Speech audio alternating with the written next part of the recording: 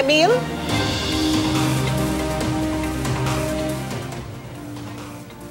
Mel, malalim na sinisiyasat ngayon ng binuong Task Force Masbate ng Philippine National Police kung kaninong grupo affiliated itong 5 kalalakihan na nadakip ng pulisya na sakay ng isang passenger van na sinasabing naglalaman din ng matataas na kalibre ng armas. 5 kalalakihan nga, Mel, na nag-edad 21 hanggang 37 anyos ang dinakip ng Masbate Police matapos na mahulihan ng matataas na kalibre ng armas.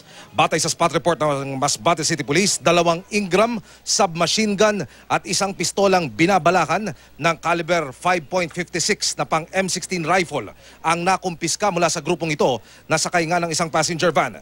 Ayon, Mel, sa pulisya, walang plate number ng sasakyang gamit ang grupo.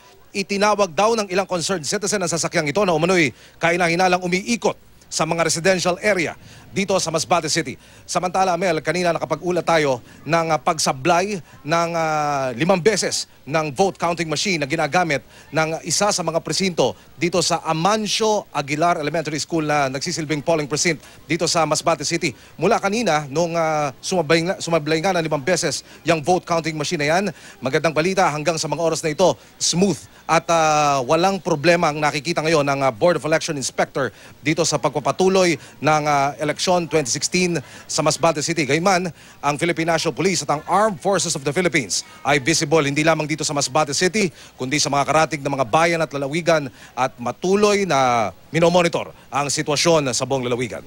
Ako po si Emil Sumangil, nakatutok sa eleksyon 2016. Maraming salamat sa iyo, Emil Sumangil.